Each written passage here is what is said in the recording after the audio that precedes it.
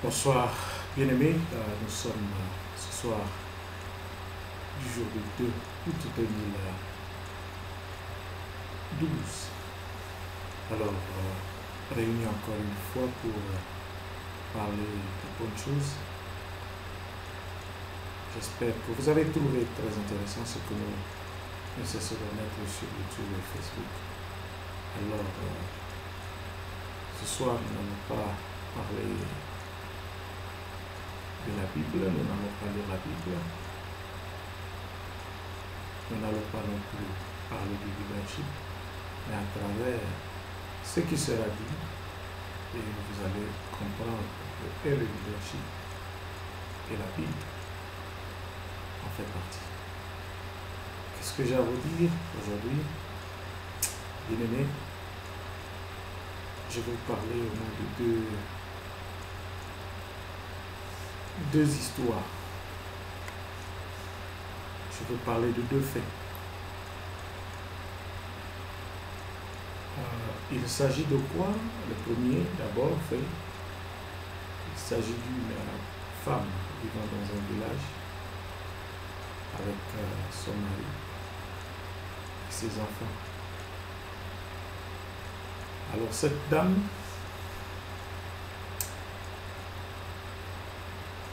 était encore toute jeune, pas très âgée quand même. Elle devait nager entre la vingtaine et la trentaine. Alors, puisqu'ils étaient dans le village, la seule chose et la seule activité à faire, c'était d'aller en brousse travailler les champs. Vous savez, lorsque vous avez travaillé pendant longtemps, il peut arriver que vous soyez fatigué et que vous ne pouvez pas faire certaines choses et vous avez à vous reposer. Mais cette dame, ce jour-là, n'était pas fatiguée. Elle se sentait malade. Elle était malade, elle ne se sentait pas bien. Alors qu'est-ce qu'elle va faire? C'est une dame qui priait par rapport à l'histoire. Elle priait beaucoup. Elle priait beaucoup. Mais ce jour-là, vous savez, dans le village, quand les gens vont en brousse, c'est qu'il n'y a plus quelqu'un au village, il n'y a que des petits-enfants. Et malheureusement, ce jour-là, il n'y avait qu'un enfant à côté. Elle avait de la fièvre, elle souffrait beaucoup.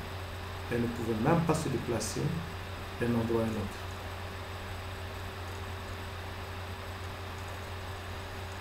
Alors, les enfants, les petits-enfants étaient à l'école, y compris les plus petits. Elle va se rendre tout haut. Elle était dans la chambre. Elle pouvait sortir de la chambre jusqu'au salon, juste à essayer un peu de manger quelque chose, mais qu'elle ne pouvait pas, elle n'avait pas l'appétit. Elle va finalement avoir beaucoup froid et elle voulait bien se réchauffer. Se réchauffer en quoi faisant? Juste allumer un feu et s'asseoir à côté du feu, juste pour se redonner un peu plus de force. Mais il y a une seule chose, c'est qu'elle ne pouvait pas fournir d'efforts pour aller chercher le bois qu'elle devrait mettre au feu. Elle n'avait pas la force pour aller chercher le bois et venir le mettre au feu. Et ce qui lui permettrait de se réchauffer et de mieux se réchauffer. Mais une chose est vraie, elle avait une bonne habitude de savoir comment éduquer un animal, de savoir comment éduquer un chien. Ce n'est pas un autre animal, je parle du chien. Et là où ils étaient avec sa famille, ils avaient un chien. Et ce chien-là était tellement bien avec eux, très gentil. Ils l'ont vraiment dressé pour qu'il puisse vraiment se comporter de la bonne façon et de la bonne manière. Et ce chien-là, je vous assure que c'est une histoire vraie. Il s'agit bien d'une femme, pas d'un homme. Et dans un village, je vous dis, cette femme-là n'a pas réussi à se déplacer pour aller en bourse. Alors elle va rester là. Le bois était un peu loin de là où elle se trouvait. Alors, puisqu'il n'y avait pas d'enfant, il n'y avait aucun enfant là où elle se trouvait. Et je peux vous avouer que le seul enfant, s'il y avait lieu de le transformer en enfant ce jour-là, c'était le chien. Mais elle ne pouvait même pas s'imaginer que le chien pouvait se comporter comme étant un enfant. Et de quelle manière, je vais vous expliquer. Évidemment, c'est ce que je suis en train de vous expliquer. Alors, qu'est-ce qu'elle fera, cette femme? Elle va se mettre, elle croyait beaucoup, elle priait beaucoup, elle croyait en Dieu. Elle a prié, prié, prié. Elle s'est dite. Elle a prononcé des mots sans qu'elle ne les cache. Elle dira, ah, si j'avais un enfant ici, je crois que cet enfant pourrait facilement aller là-bas me chercher du bois. Mais je n'ai aucun enfant juste là où je suis. Même pas un petit enfant. Et là où je me retrouve, si je n'ai pas ce bois, je ne pourrais pas le mettre au feu et puis l'allumer. Pour que je puisse bien me réchauffer. Je parle en lieu et place de cette femme. Elle dira, comment est-ce que je vais faire? Voyez, elle est partie de la chambre, elle a pu se mettre au salon, et le salon, juste le feu, dehors, c'est-à-dire dans la cuisine. Mais elle ne pouvait pas se déplacer pour aller chercher le bois et le mettre où? Dans le feu. Alors la seule chose qu'elle a pu faire, c'est parler. Elle a demandé, par la parole, juste pour un moyen de supplier quelqu'un qui n'était pas sur place, à l'aider en ce sens-là.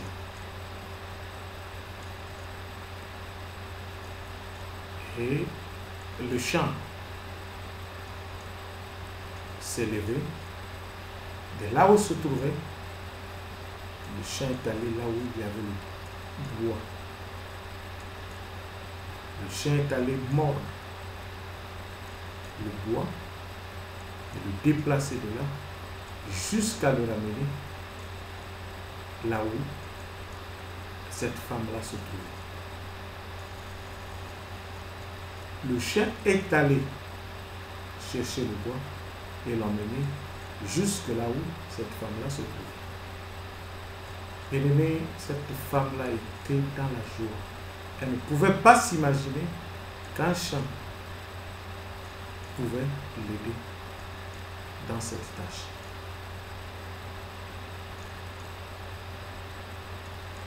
Et le chien doit se transformer en homme. Aller mordre le bois et le ramener. À cause de ce que cette femme-là a dit. Elle dira encore, ah, merci beaucoup pour ce que tu viens de faire. Ah, si je pouvais avoir un autre bois. Même pas un... Elle dit, si je pouvais avoir un autre bois, ça me fera du bien. Vous savez, le chien a appris ce jour-là à faire quelque chose. Aller chercher le bois pour l'emmener chez son patron ou sa patronne. Et le chien a fait le nombre de tours qu'il fallait pour emmener le bois. Je dirais tout le monde. D'après ce que cette dame nous a raconté. C'est très profond. C'est très profond. Il faut discerner les esprits. Si tu ne discernes pas les esprits, tu peux te fâcher même contre ce qui est bien. Si tu ne discernes pas les esprits, tu peux te fâcher même contre ce qui te bénit. Or, tu es un frère ou tu es une sœur, que tes oreilles ou que ton entendement ne se limite pas à ce que toi, en tant qu'homme, tu voudras que les autres hommes fassent pour toi. Même un animal pourra t'apporter un message. Et parce que c'est un animal, tu diras que moi je ne peux pas prendre cela en compte. Il faut qu'un homme vienne, me parle et que je l'écoute. Pourquoi? Parce que tu te diras, c'est pas ta faute, tu diras qu'un homme, c'est un semblable à qui? À toi.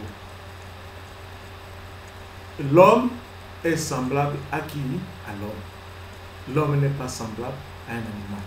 La raison pour laquelle, certainement, que la manière que toi tu vas entretenir une relation avec un animal ne sera pas la même que tu vas entretenir avec une personne, c'est-à-dire qui est ton semblable. Mais vous voyez que cette femme-là ne pouvait pas s'imaginer qu'un jour, qu'elle se sentirait mal à l'aise et qu'elle ne pouvait pas se lever même de son lit ou encore aller au salon ou aller dans la cuisine. Et qu'elle n'avait pas les forces pour même aller chercher le bois et le mettre juste au feu là où elle se trouvait. Elle ne pouvait même pas se déplacer. Mais qui l'a fait déplacer? Ou à qui est-ce qu'elle a demandé de lui rendre ce service? Elle ne s'était même pas adressée au chien. Elle n'a pas demandé au chien de l'aider.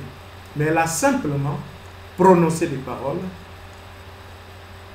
Et elle a cru aux paroles qu'elle a prononcées dans la douleur. L'esprit, je ne dirais pas du diable, l'esprit de Dieu agit en qui? En l'animal.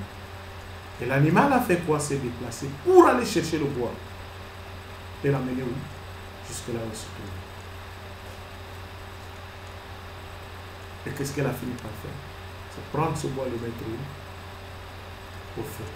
Et ce feu-là, rallumé faisait quoi? La réchauffer. Je vous ai parlé du roi Salomon. Le roi Salomon n'avait pas le bois. En Israël,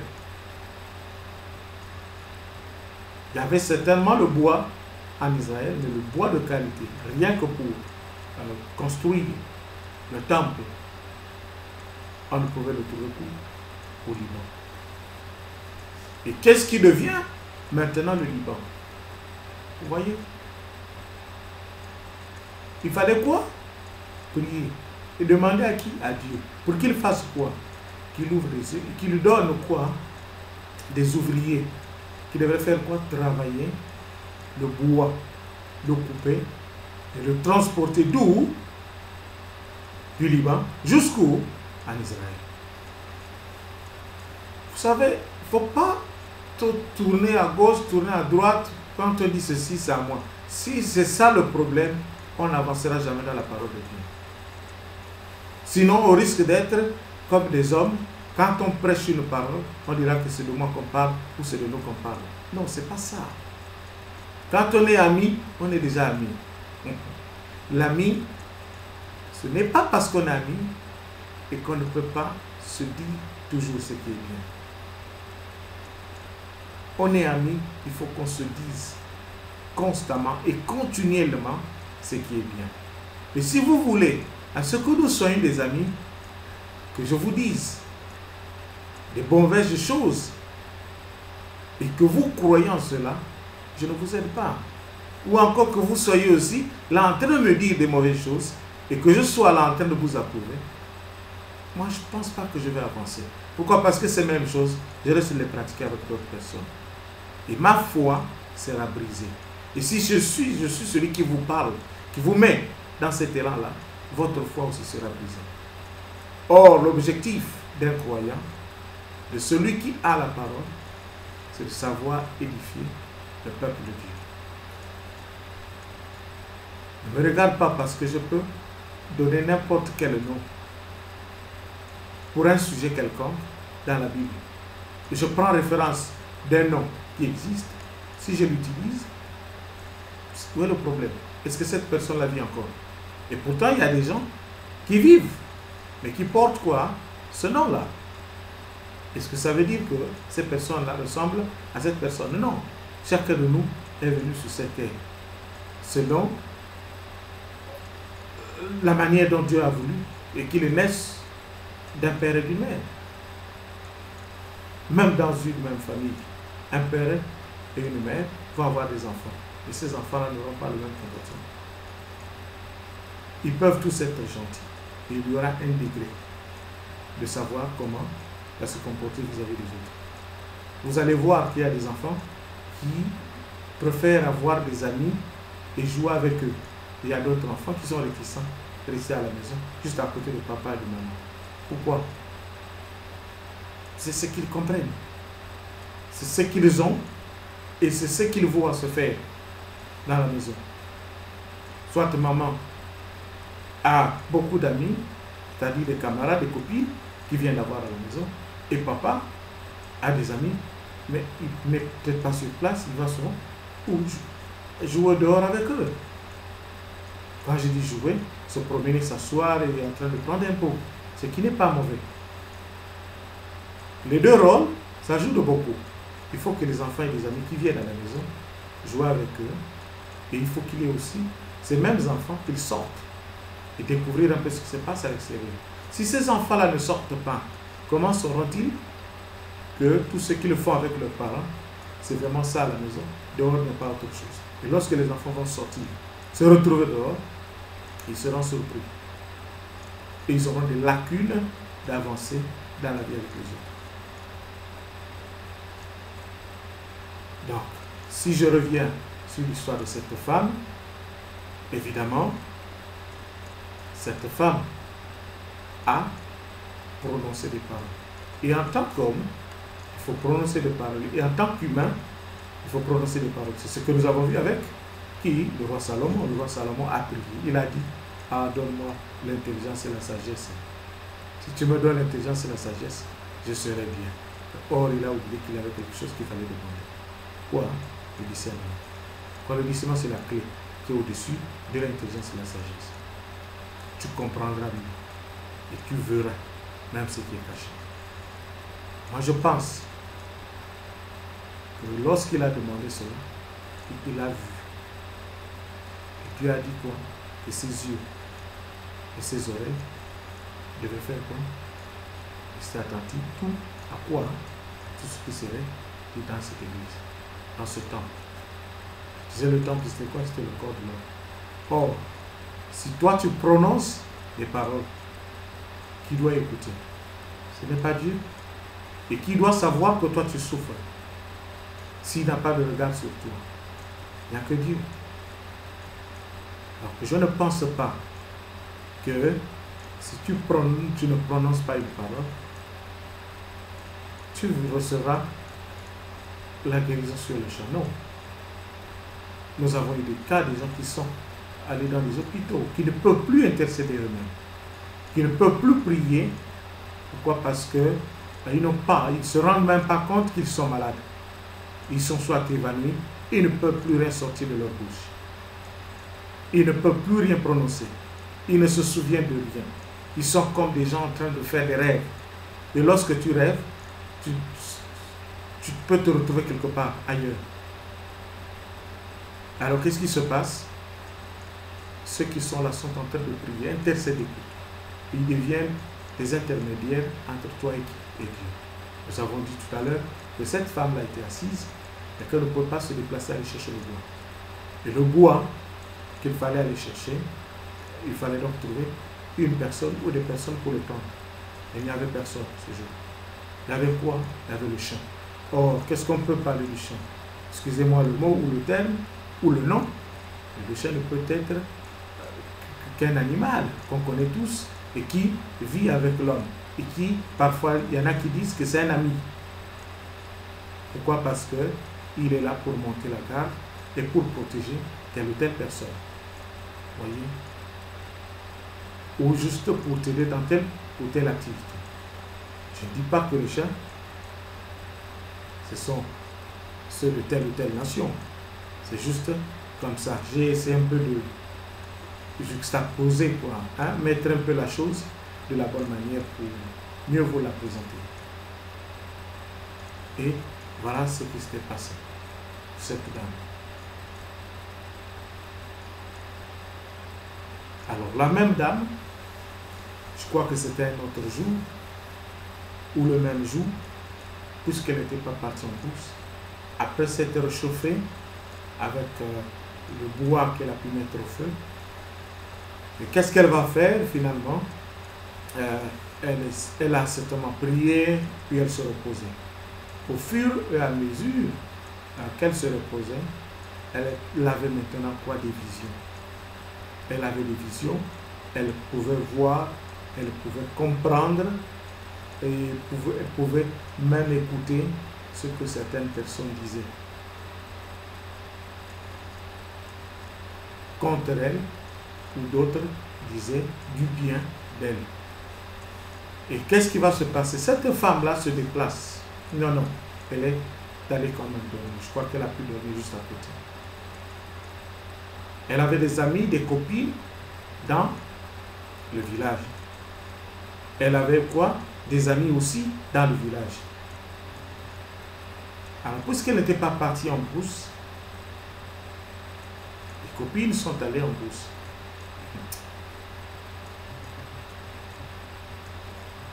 Et ces copines qui sont allées en brousse, alors se sont mises à parler du mal d'elle.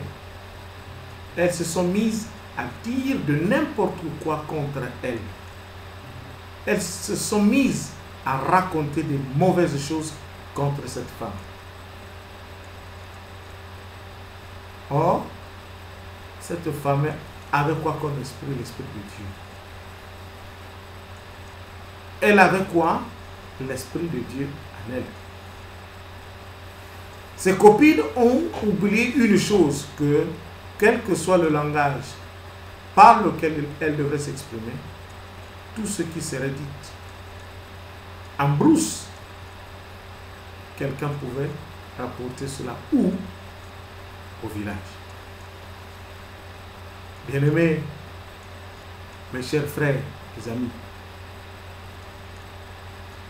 ne regardons pas les oiseaux comme des choses qui existent simplement comme ça, ou parce qu'il faut manger certains oiseaux et ne pas manger d'autres. Chaque animal, chaque oiseau, et certainement chaque bête, et chaque herbe, ou chaque créature de Dieu sur cette terre a un rôle à jouer. Chaque créature de Dieu sur cette terre a un très grand rôle à jouer. Vous allez attendre. Alors qu'est-ce qui va se passer? Évidemment, lorsque ses copines, depuis la brousse, au champ là où elles étaient, elles se sont mises à dire des mauvaises choses, tellement raconter, à râler, dire des sottises contre l'autre et comploter sur ce qu'il y avait à se dire. Vous savez, tout ce que ces femmes-là se disaient, tout ce que ces femmes-là se disaient, il y avait quoi à côté de ces femmes-là? Des mouches.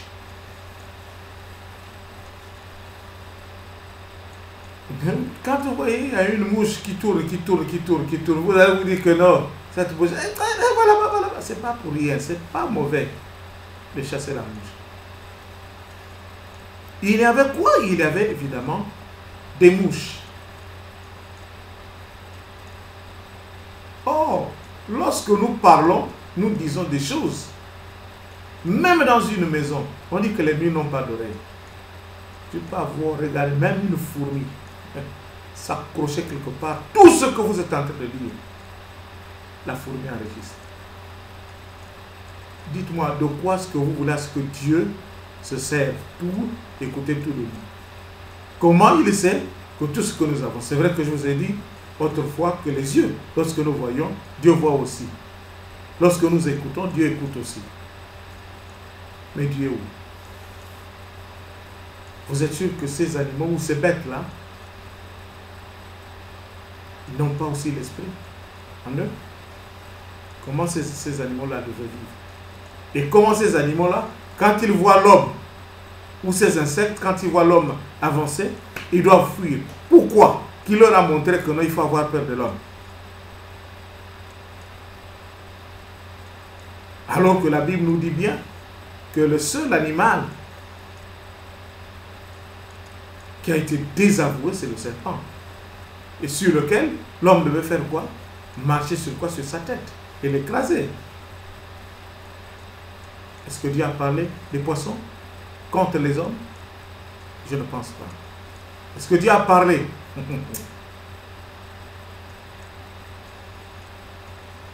d'autres animaux? Approche-toi d'un animal. Approche-toi d'un animal, va juste en brousse, essaie de t'approcher de l'animal. L'animal va faire quoi? Il va fuir. Pourquoi? Pourquoi il fuit l'homme? Et qui lui a montré qu'il faut avoir peur de l'homme? Et l'homme aussi arrive parfois à fuir quoi? L'animal qu'il connaît être et qu'il connaît très féroce. Un homme peut s'approcher de l'hippopotame qui n'a pas dressé? Jamais. Un homme peut s'approcher du caïman ou d'un crocodile qui n'a pas dressé? Non. La Bible nous dit même que regardez les muscles de l'hippopotame. Et regardez le caïman, qui peut le pêcher? Est-ce que quelqu'un a déjà envoyé la maison sur le caïman et le pêcher? Mais les mouches,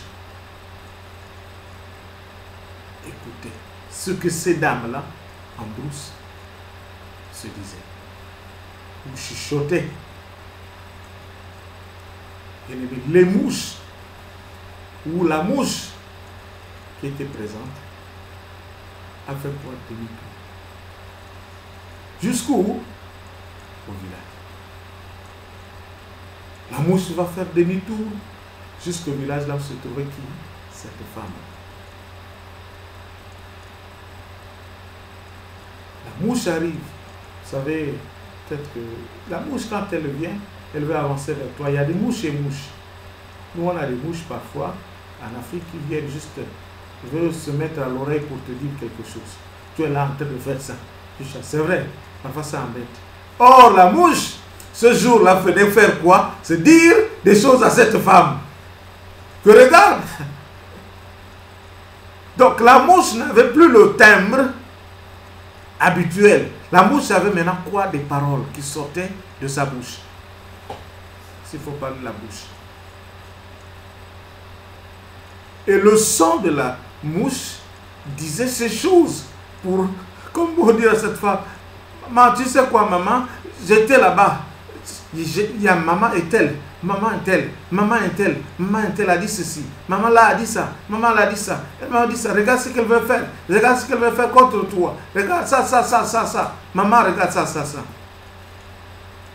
Ah! Bien aimé,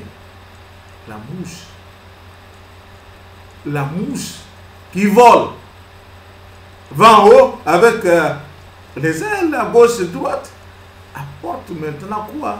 La nouvelle à qui? Cette maman-là.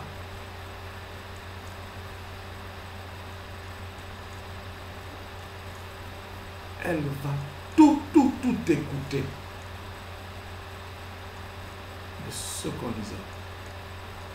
Ce que ses copines étaient en train de comploter contre elle. Alors comme la chose ne vient pas toujours de la mauvaise manière, parfois tu as une maison, tu te dis non, il me faut aller habiter dans le quartier là où il y a les riches, pour que moi aussi je sois confondu, qu'on dise que moi aussi je suis riche. Ce n'est pas mauvais. Ce n'est pas mauvais en soi. Chercher là où il y a de la richesse. Mais tu peux aller habiter là où il y a les pauvres, et devenir plus riche encore. Et entraîner ces pauvres-là, s'il y en a, à devenir riches comme toi. Quand je parle de la richesse, dans la généralité, il y a des gens qui ont des moyens, qui ont de l'argent. Ils n'attendent pas qu'on leur pose des questions. Qu'est-ce qu'ils font? Ils viennent, ils vous proposent que nous avons ceci, nous avons cela. Qu'est-ce que vous avez? Est-ce qu'on peut faire quelque chose ensemble? Il dit oui. Faites-moi ceci, faites-moi cela, vous l'apportez. Puis on regarde, on discute et on avance.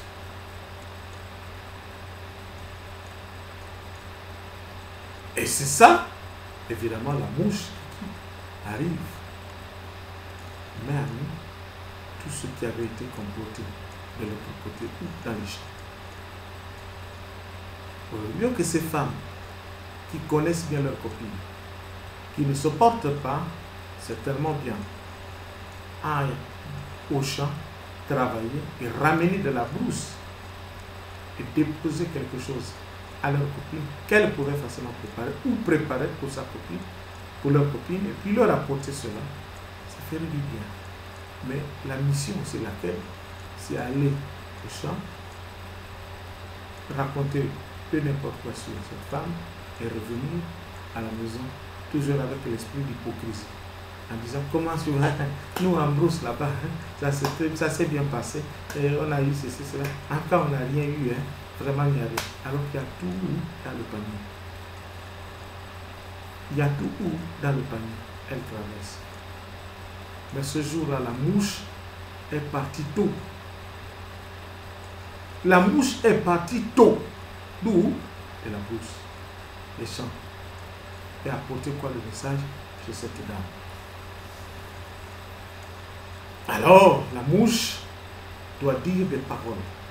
Cette femme exprimer son mécontentement sur ce que ces femmes-là sont arrivées à dire. Et elle a commencé à comprendre. Non seulement de ce que la mouche lui a apporté, de ce qu'elle a vu avec le chat, le bois que le chat a apporté, elle s'est dit elle-même qu'il y a un appel de Dieu. Qu'elle est en train de recevoir quoi? Un appel de Dieu. Et qu'est-ce qui était en train de se faire? C'est de discerner les esprits. Il fallait discerner par quoi d'abord? Par l'esprit du chien. Or, tu ne peux pas discerner l'esprit du chien ou d'un autre animal ou d'une autre personne si toi tu ne sais pas demander. Si tu sais demander, tu demandes au Très-Haut, le Très-Haut te donnera. Et lorsqu'il te donne, qu'est-ce qu'il fera? Il faut qu'il t'entraîne. Il t'a fait comprendre ce qu'il fallait faire. Et lorsque tu as compris, qu'est-ce qui s'ajoute? C'est le chemin ouvert. Rien ne peut se cacher. Tu verras tout et tu comprendras tout. Quand tu as compris, tu sauras comment répliquer. S'il y a une réponse à donner, tu donneras la réponse intelligiblement. Au lieu de dire intelligemment. Et c'est ça le problème. Ces copines vont finalement partir des champs pour le village. Et lorsque ces copines arrivent où? Au village, avant de passer, parce que leur maison, leur parcelle était juste au coin de tout le village. Donc les gens pouvaient partir de quelque part. Et la route pour aller au champ, il fallait passer par là. C'était la maison juste au coin, la dernière maison. Et lorsqu'elles arrivent, juste avant de rentrer dans le village, elles se mettent là et les arrêtent. Elle dit, ah maman, telle, s'il te plaît, tu peux venir un moment, avant que tu ne continues. Ah oui, ah ça va maman, t'as comment? T'as pas la fièvre? Oui, mais je vais quand même te voir s'il te plaît. Une à une, La première arrive. Elle va lui dire, regarde, c'est que lorsque vous allez au champ, finalement, c'est pour parler du mal de moi. Lorsque vous allez au champ, c'est pour raconter du mal de moi. Lorsque vous allez au champ, c'est pour dire de mauvaises choses contre moi. Et vous autres, vous allez au champ, c'est pour comploter contre moi. Lorsque vous allez au champ, c'est pour m'insulter. Et vous allez au champ, c'est pour dire des vilaines choses contre ma personne. Alors, qu'est-ce que moi je vous ai fait de mauvais? Qu'est-ce que je vous ai dit de mauvais? Toi, maman interne, les femmes en question t'arrivent. Je crois qu'elles étaient toutes. Toi, maman, toi, tu as dit ceci, tu as dit cela. Toi, tu as dit ceci, tu as dit cela. Toi, là, tu as dit ceci, tu as dit cela. Les trois femmes, trois, pas deux, trois femmes, chacune d'elles est arrivée à dire une vilaine chose. Contre qui? Contre cette femme. Et pourtant, elle n'a pas refusé d'aller au champ. Travailler comme elle. Et c'est parce qu'elle se sentait pas bien. Pourquoi avoir mal parlé de l'autre qui est allé au champ et qui n'est pas allé avec vous au champ? Ne fût-ce que pour un jour. Il faut raconter tout ce qui est mauvais sur elle, contre elle. Vous êtes sans oublier ou sans ignorer que demain, vous êtes appelé aussi à vous retrouver un jour. Habitez à la maison et vous n'avez pas les forces d'aller au champ. Ça, je parle du village. On peut être en Europe. Le champ peut être quoi? Peut-être un travail. Vous travaillez. Si vous n'allez pas au travail, c'est comme si vous n'êtes pas allé au champ. Puisque lorsque vous allez au travail, qu'est-ce qui se fera? Vous serez payé. À la fin de la semaine, comme en Angleterre, ça se fait, c'est à la fin de la semaine. Il y a d'autres pays où ça se fait, peut-être en France, peut-être qu'ils payent aussi par semaine. Parce qu'il y a des compagnies anglaises qui sont aussi en France. Et pourquoi donc parler du mal de l'autre? Nous allons parler du contexte un peu de l'Europe. Mais toi, tu gagnes ta vie. Parlons un peu de l'Europe. Toi, tu gagnes ta vie. Tu as ton argent que tu travailles.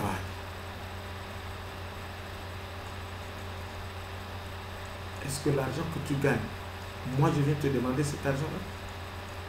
Est-ce que je viens te demander ton salaire? Moi, l'argent que je travaille, est-ce que si tu viens me demander, ou bien tu ne m'as pas demandé, je peux prendre cet argent pour te donner? Je ne te donne pas. Si moi je travaille et tu as besoin d'un service, je peux te rendre ce service-là. Tu m'expliques ton problème et je trouve que j'ai les moyens de t'aider en ce sens-là. Je t'aide. Ça, c'est le cadre privé de la chose. Ça, c'est dans un cadre privé. Tu travailles, je travaille. Si ce que j'ai n'est pas suffisant, j'ai besoin d'une aide, je viens te voir, mon ami, mon frère, est-ce que tu peux m'aider? Tu vas regarder ta poche, tu diras oui, je peux t'aider, je te donne ça. Si tu n'as pas, tu ne pourras pas me donner ce que tu n'as pas.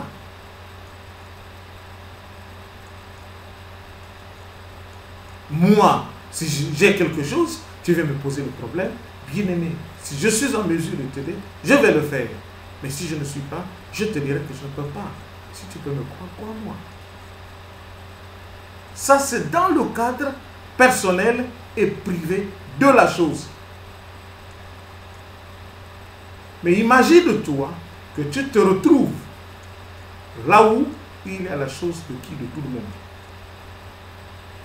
Excusez-moi de revenir sur ça. Je sais que j'avais déjà parlé. Je ne sais pas pourquoi est-ce que je reviens sur ça. Là où se trouve la chose de tout le monde. Je ne parle pas de quelque part, non. L'édification, on peut revenir pour mieux éclairer encore. Ce n'est pas pour dire que non, là, non. je ne suis pas là-bas. Il ne faut pas croire à autre chose. Si toi, tu as déjà fait ce sur quoi je vais me dire aujourd'hui, ferme tes oreilles. Ça ne te concerne pas.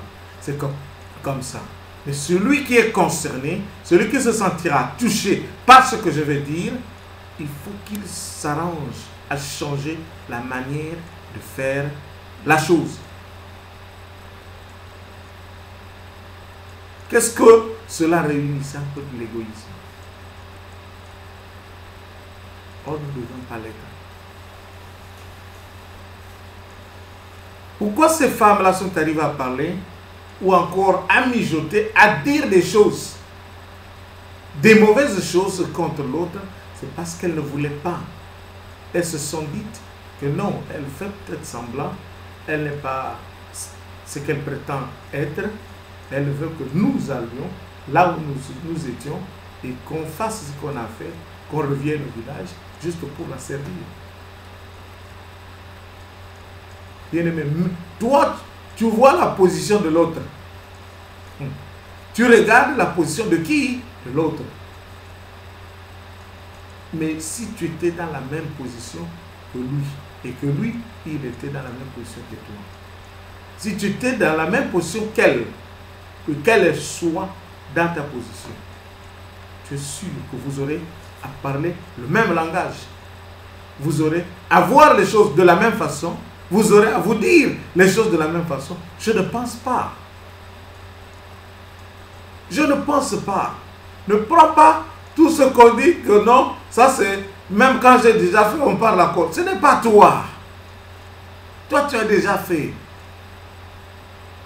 Si tu comprends le message de tous les jours, hier c'était quoi? Message du jour.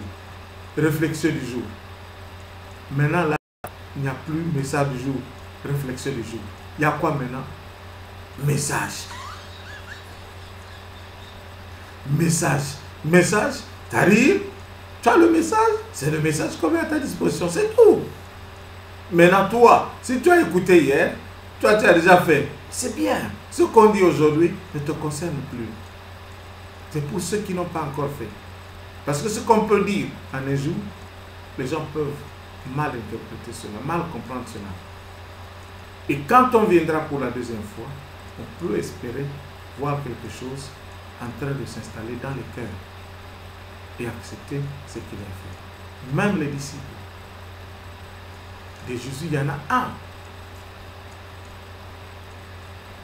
Quand Jésus passait, il était assis. Avant que ce disciple ne soit appelé, avant qu'il ne soit appelé pour qu'il soit disciple avec Jésus. Il voit Jésus, Jésus passer. Jésus le regardait. Il regardait Jésus aussi. Chacun sa route. Il regarde. Il dit, je vais faire quoi là-bas? Chacun sa route. Or, il ne savait pas que celui qu'il est en train de regarder, celui qui va appeler le jour, il vient travailler avec moi.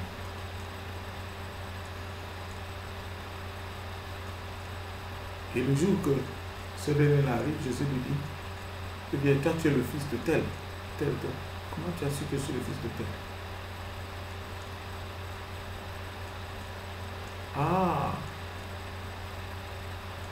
Et lorsque tu t'es assis, quelque part là, je t'ai vu, non? Tu ne savais pas que je t'avais vu. Comment et à quel moment?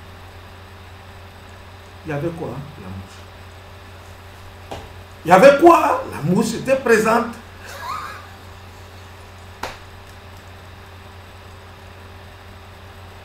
La mouche a écouté. Et la mouche a fait quoi? Elle a dit,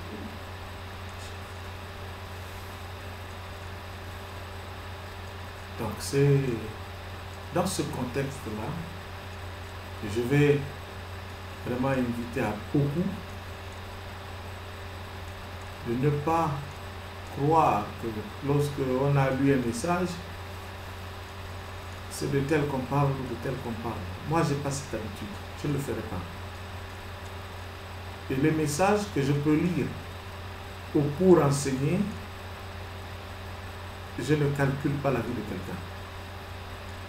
Et parfois même ma propre vie. Qu'est-ce qui arrive? je dis, bon, qu'est-ce que je vais lire? Moi, c'est comme ça. Qu'est-ce que je vais lire aujourd'hui? Dieu, dirige-moi ce que je vais lire aujourd'hui. Parfois, je ne l'ai même pas préparé. Il me dit, va lire ça. Il dit, si je peux lire ça, oui. Je peux lire ça, oui. Lis seulement. Va. Je me mets là en train de lire et d'expliquer. Les idées viennent. Ce n'est pas quelque chose que j'écris. Je suis un message qui doit être bien prêché, c'est un message inspiré. Et ce qui sort de ce message-là, ce n'est pas l'homme lui-même. Si Dieu est avec toi, ce que tu diras, c'est qu'il viendra. C'est Dieu lui-même qui va parler. Et c'est par là, bien aimé, que les choses, vous voyez, elle est tentée de leur dire, de dire à ses copines que toi tu as dit ceci contre moi, tu as dit ça contre moi. Pourquoi tu dois le dire contre moi? Qu'est-ce que je t'ai fait? Ses copines étaient surprises, étonnées de savoir que tout ce qu'elles étaient en train de se dire de mauvais contre elles pouvaient facilement le leur redire, et pas d'une autre façon, mais de la même manière.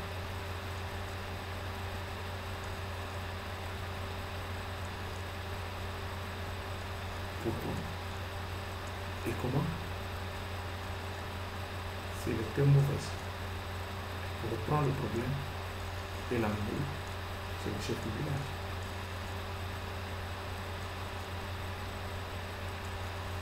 Mais les trois ont avoué. Les trois ont avoué que c'est vrai, nous avons fait cela. Nous avons dit ceci, nous avons dit ceci, nous avons dit cela.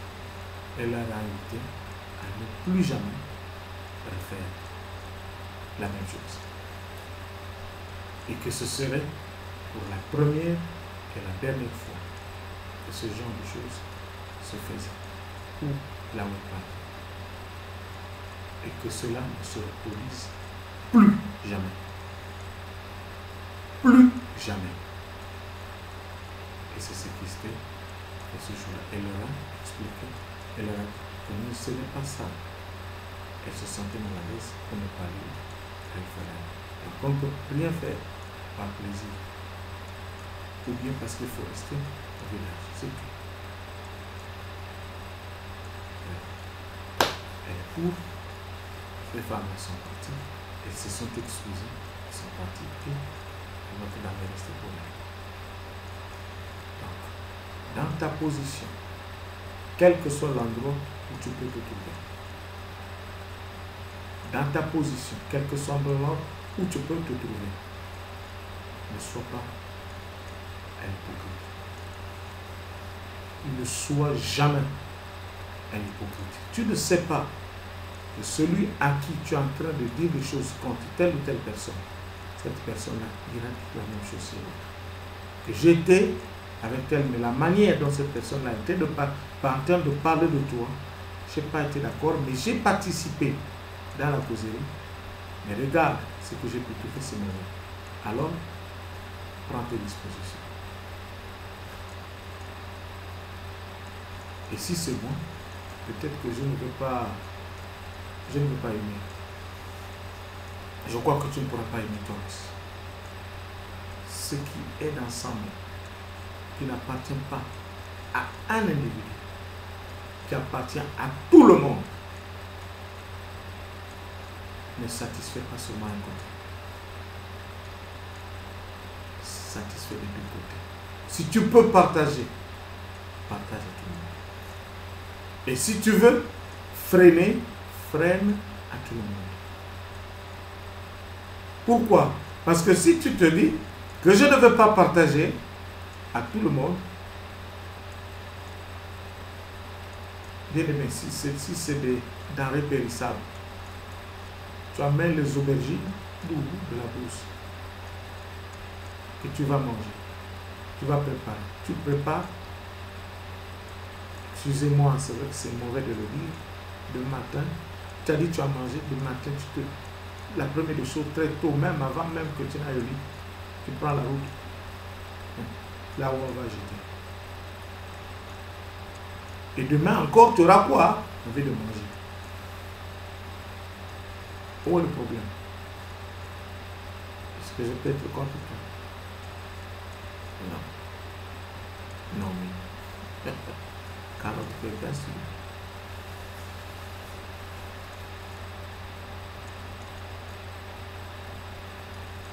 Voilà, après ce qu'on a voulu dire par... J'ai encore une que je ne vous dis pas tout aujourd'hui. Je me permettrai de vous dire cette chose-là toute la prochaine fois. Pourquoi? Parce que, juste en bref, les femmes surtout, lorsque tu as eu des prétendants, et des hommes qui se sont approchés de toi. Tu as eu le premier qui est arrivé, qui t'a proposé un mariage, tu as refusé. Deuxième arrive, te propose un mariage, tu refuses.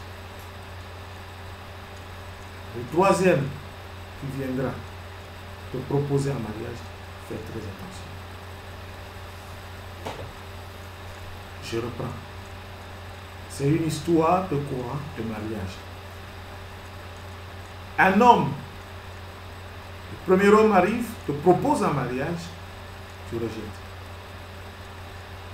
Le deuxième homme arrive, te propose un mariage, tu rejettes. Le troisième homme qui viendra, prie beaucoup. Les hommes.